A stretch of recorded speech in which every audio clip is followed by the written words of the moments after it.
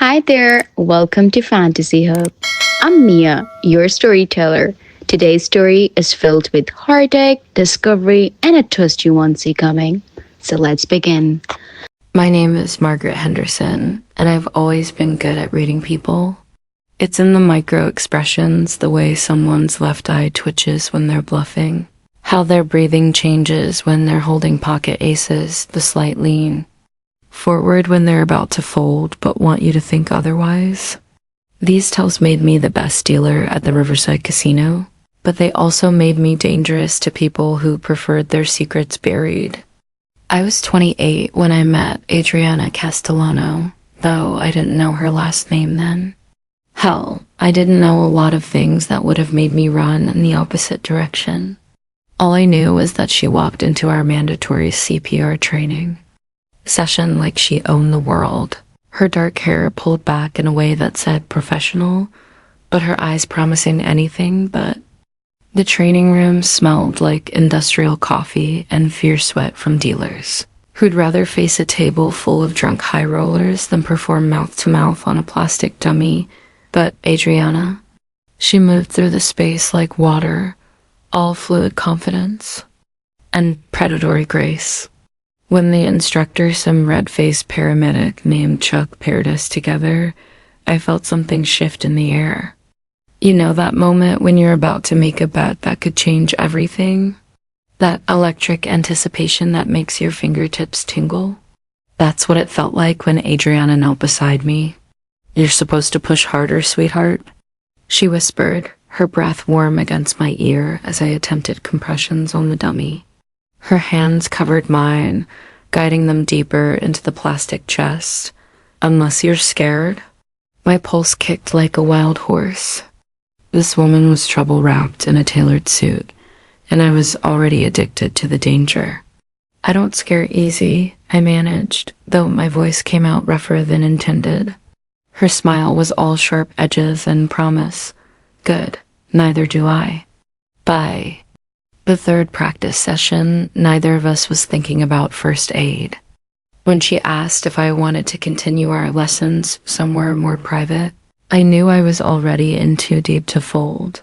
Adriana's penthouse overlooked the city like a throne room, all floor-to-ceiling windows and modern art that probably cost more than I made in a year. But it was the poker table in the corner that caught my attention real felt. Professional chips, the kind of setup that whispered of serious games and serious money. "You play?" she asked, following my gaze. "Enough to know when I'm outclassed. We'll see about that." Those poker nights became our ritual. Every Wednesday after my shift, I'd climb 30 floors to enter Adriana's world of expensive whiskey and higher stakes.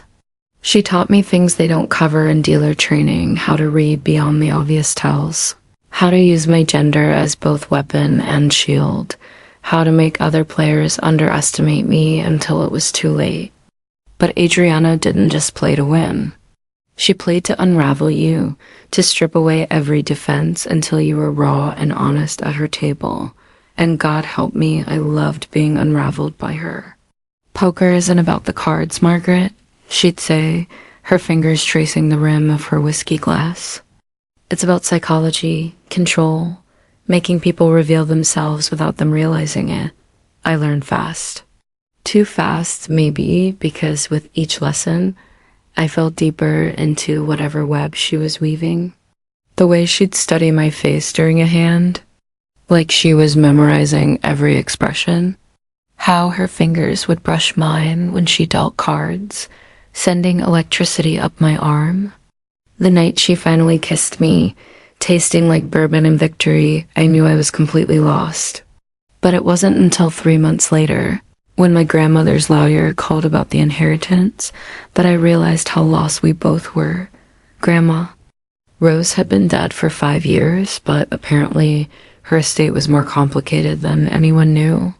The house, a creaking Victorian monstrosity on the outskirts of town, came with conditions. I had to live in it for a full year before I could sell, and I had to maintain it exactly as she'd left it. The place was a museum of dust and memories. filled with doilies and china cats and the lingering scent of lavender and secrets. I'd spent summers there as a child, but I'd never really explored beyond the main rooms.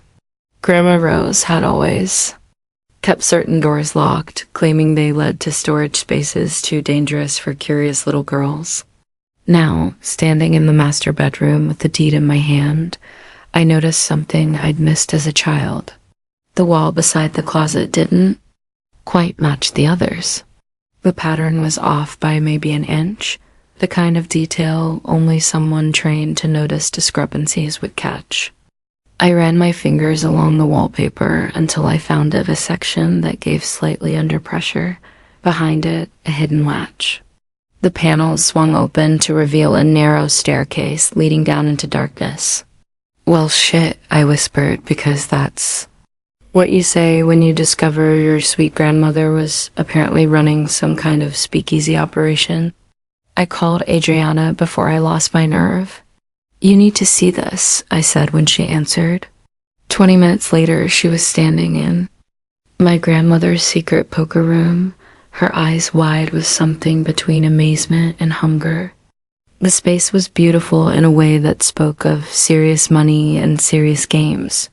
Red velvet wallpaper, a mahogany bar that belonged in a museum, and in the center, a poker table that could seat 12. But it was the ledgers I found in the desk that made everything click into place. Page after page of coded names, dates, and numbers. But some entries weren't coded at all. Names like Betty Morrison, the mayor's wife in 1962, Linda Castellano, and my blood went cold when I saw that surname. Margaret Flynn, Rose Chun, dozens of women, all playing in my grandmother's underground game. "Holy shit," Adriana breathed, running her fingers over the felt. "Margaret, do you understand what this is?" I was beginning to. My grandmother hadn't just been a housewife. She'd run an underground poker ring for women back when the casinos were mob-controlled and wouldn't let females play at the high-stakes tables. This room had been a rebellion, a place where women could play with real money and real consequences. "Linda Castellano," I said, pointing to the name in the ledger. "Any relation?" Adriana's face went carefully blank. "My grandmother." And that's when I realized that whatever was happening between us, it had started long before we met. The truth came out piece by piece like a slow-played hand. Linda Castellano had been one of Rose Henderson's most regular players, but more than that, she'd been her lover. For 15 years, they'd run the underground games together, building a network of women who refused to be shut out of the action. "My grandmother never told me the details," Adriana said, her fingers tracing her grandmother's name in the ledger. "Just that there had been a woman, someone who taught her that power wasn't just about what you were given, it was about what you took." The Moretti family had been different then, less organized, more focused on the legitimate casinos they were muscling into. But they'd known about the women's games, had tolerated them as long as they stayed small and quiet. The trouble started when Rose and Linda got ambitious, when they began recruiting from the wives and daughters of connected men. That's when Vincent Moretti himself had paid a visit to my grandmother's house. The official story was that the games disbanded voluntarily. The truth, according to the final entries in the ledger, was Messier, a fire at Linda's apartment, Rose's sudden departure from the city, the room sealed up and the games scattered to the wind. "They separated them," I said, understanding finally hitting me. "The Morettis broke them up." Adriana nodded, her jaw tight with old anger. "My grandmother spent the rest of her life trying to get back to her. But Rose had vanished, and by the time Linda tracked her here, Rose was married with a family. She never knew about this room. And she never knew that Linda had a granddaughter who'd grow up to be a professional gambler. Some coincidences are too perfect to be coincidence, Adriana said, and I heard the question in her voice. The same question that had been eating at me since I'd found her grandmother's name in the ledger. Had we found each other by chance? Or had something else been pulling the strings? I decided it didn't matter. What mattered was what we did next. We reopen it, I said. Adriana looked at me like I'd suggested robbing a bank. Margaret, the Morettis, our old news. This is 2024, not 1962. We do this legally, above board. A women's tournament in honor of our grandmothers. Her smile was slow and dangerous. You want to poke the bear. I want to prove that some legacies don't stay buried. That's when the real game began. The first sign of trouble was subtle. A flat tire on my car after a late shift at the casino. Could have been random, except I'd parked in the employee garage, and the cut was too clean to be accidental. The second sign was less subtle. A note slipped under my apartment door. Some games are better left in the past. Take the hint. I showed it to Adriana over dinner at her place, watching her face go from concern to something much darker. They're still around, she said, setting down her wine glass with controlled precision. The Morettis. Vincent's grandson runs things now, Tony. He's supposed to be legitimate, but old habits die hard. Something like that. The third sign was my grandmother's house. I came home from work to find the front door hanging open, the inside ransacked like a tornado had hit it. But they hadn't been looking for valuables. Every drawer in Rosa's desk had been pulled out, every book shaken for hidden papers. They'd found the secret room, the panel was hanging open, the ledgers scattered across the floor. But it was the message spray-painted on the wall that made my hands shake with rage. Know your place, bitch. I was still staring at it when Adriana arrived, having broken several traffic laws to get there after my panicked phone call. Pack a bag, she said, surveying the damage. You're staying with me until we figure this out. Like how? I'm not. Running from these shoals. Margaret, be reasonable? No. I turned to face her, feeling something wild and reckless rising in my chest. They want to play games? Fine, but we play by our rules, not theirs. That's when I told her my plan.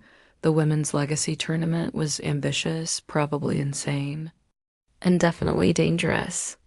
But I'd learned something important from watching Adriana play poker all those months.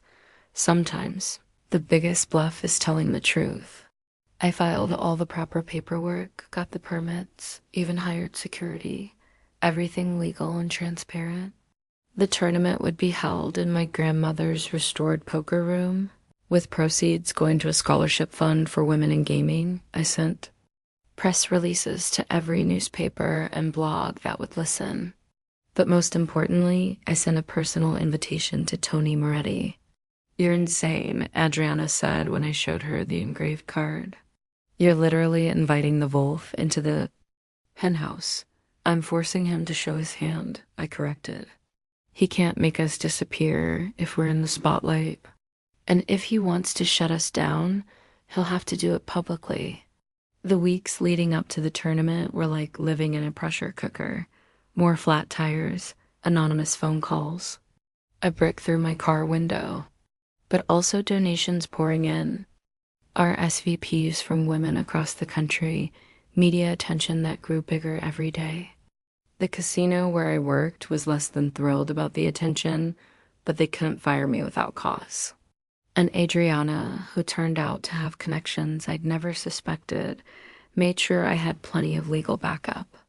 There's something I haven't told you, she said one night as we lay in her bed, my head on her chest, listening to her heartbeat. About why I was really at that CPR training. I lifted my head to look at her. Oh, I work for the Gaming Commission, Internal Affairs. I've been investigating irregularities at the Riverside Casino for 6 months. The room went very quiet. Are you telling me you're a cop? I'm telling you I'm the cop who's been building a case against the people who've been threatening you. The Morettis still have their fingers in gambling, Margaret. Not the legal kind. I should have been angry about the deception. Should have felt used, manipulated, played. Instead, I started laughing. So you're saying that while I was falling for a mysterious gambler, you were falling for a potential witness in your investigation? Pretty much. And our grandmothers were secret lovers who got separated by the mob? Also, yes. Jesus, we're like something out of a bad romance novel. The worst, she agreed, pulling me closer. So what do you want to do about it? I kissed her then, tasting possibility and danger in equal measure. I want to finish what they started. The night of the tournament, the secret room gleamed like a jewel. I'd spent 2 weeks restoring it to its former glory, the wallpaper carefully repaired, the bar polished until it gleamed, the poker table recovered in new felt, but maintaining its vintage character. 43 women showed up, ranging from local dealers to a professional player from Vegas who'd flown in specifically for the event. They filled the room with laughter and stories, their voices layering over each other like music. But it was the 3 men in expensive suits standing near the bar who held my attention. Tony Moretti was younger than I'd expected, maybe 40, with his grandfather's eyes and a smile that never reached them. The 2 guys flanking him looked like they'd stepped out of a casting call for generic mob enforcers. Miss Henderson, Tony said, approaching with a whiskey in hand. Hell of a turnout. Your grandmother would be proud. You knew my grandmother? My grandfather spoke of her often, said she was a remarkable woman, ahead of her time, and behind her time, apparently. His smile flickered. The past is the past. But sometimes it's better to let sleeping dogs lie. Good thing we're not dealing with dogs tonight. Just women who know how to play cards. The tournament itself was everything I'd hoped for. Skill levels ranged from novice to expert, but everyone was there for the same reason, to prove that women belonged at every table, high stakes or otherwise. The media loved it, photographers capturing moments of triumph and defeat, reporters interviewing players about breaking barriers and honoring legacies. By midnight, we were down to the final table. 6 women, including Adriana and a sharp-eyed accountant named Maria, who'd been quietly accumulating chips all night. That's when the lights went out. Emergency lighting kicked in a second later, bathing everything in an eerie red glow. But it was long enough for someone to act. When the main lights came back on, Tony Moretti was gone, and there was a new envelope on the poker table. Inside, a single photograph. Rose Henderson and Linda Castellano, probably from the 1960s, sitting at this very table. Rose was dealing cards while Linda laughed at something off camera. They looked young and happy and completely unaware that their love story was about to be destroyed. On the back, in faded ink, some legacies are worth preserving. Others should stay buried. Choose wisely. The room had gone quiet, 40-plus women staring at me like I was about to make the most important decision of my life. Maybe I was. We finished the game, I said, my voice carrying clearly in the silence. Play resumed, but the atmosphere had changed. Everyone could feel the weight of history in the room, the sense that we were doing something larger than just playing. Cards. Adriana made it to the final 3, along with Maria and myself. By 2 a.m., it was down to just us 2, the woman I loved and me, with a room full of witnesses and a pile of chips that represented more than money. You know, Adriana said as she dealt the final hand, I never told you how I really found you. The CPR training was random assignment. The training was random. My interest in you wasn't. She slid 2 cards across the felt. I'd been watching you deal for weeks, trying to figure out if you were connected to the irregularities at the casino. You were clean, but there was something about you. I looked at my cards. Pocket queens. A strong hand, but not unbeatable. Something about me. You dealt like you were looking for something. Like every game was a question you were trying to answer. She raised by 5,000 chips. It wasn't until I saw your grandmother's name in some old gaming commission files that I realized what you were looking for. And what was that? The same thing I was. The rest of the story, I called her raise and waited for the flop. Jack of hearts, queen of spades, seven of diamonds, set of queens. My heart rate didn't change. Years of dealing had taught me that much control. So this whole thing, us meeting, falling for each other, was real, she said firmly. The investigation brought me to you, but everything else? That was just us, the turn card, three of clubs, still safe. Your move, she said. I pushed half my chips forward. All in. She studied my face for a long moment, those dark eyes searching. For tells I've learned not to give. Around us, the room held its breath. You know what I love about you, Margaret? What? You never fold when it matters? She pushed her chips forward to match my bet. Call. The river card seemed to fall in slow motion. Queen of hearts, four of a kind. I turned my cards over and the room erupted in cheers. But Adriana wasn't looking at the cards. She was looking at me, her expression unreadable. Then she stood up, walked around the table, and got down on one knee. The room went dead silent. Margaret Henderson, she said, pulling a small velvet box from her jacket pocket. I'd say you've cleaned me out completely. Marry me? The ring was perfect, a simple solitaire that caught the light like a captured star. But it was the hope in her eyes that made my heart stutter. Only if you promise the next lessons in the bedroom, I said, pulling her up by her tie. The kiss that followed tasted like victory and new beginnings, witnessed by a room full of women who understood that sometimes the best wins come from knowing when to go all in. 6 months later, the Women's Legacy Tournament had become an annual event, drawing players from around the world. The Riverside Casino, facing federal investigation into their connections with certain unsavory families, had undergone new management and hired me as their first female pit boss.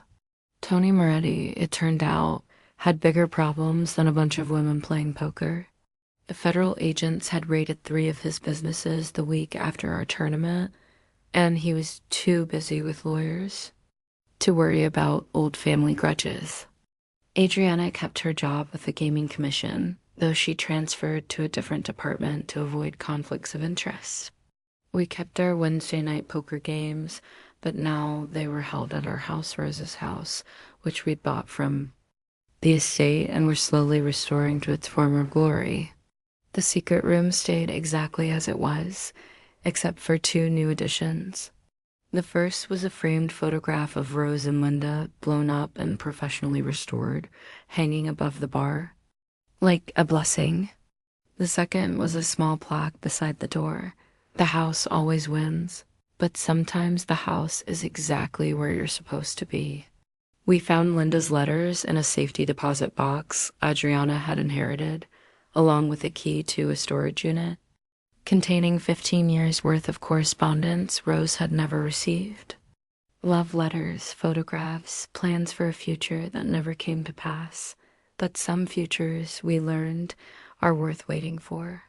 On our wedding day, we held the ceremony in the secret room, surrounded by friends and family and the ghosts of 2 women who'd loved each other across decades and obstacles and forces that tried to keep them apart.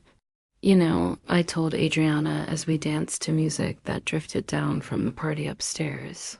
Our grandmothers would have loved this. They're probably watching, she said, spinning me in a circle that made my dress flare out like a bell. Making sure we don't screw it up. Think we will? Margaret, sweetheart, she said, pulling me close. I've seen you play poker. You don't fold, you don't bluff when it matters, and you always know when to go all in. She was right, of course. I'd learned to read people, to spot the tells that gave away their intentions. But Adriana had taught me something more important. Sometimes the biggest gamble isn't about cards or chips or money. Sometimes it's about trust, about love, about believing that some stories are worth finishing, even if they take 2 generations to get there. And as I kissed my wife in the room where it all began, surrounded by the echoes of laughter and secrets and games that mattered more than winning, I knew one thing for certain: the house always wins. Especially when the house is exactly where you belong,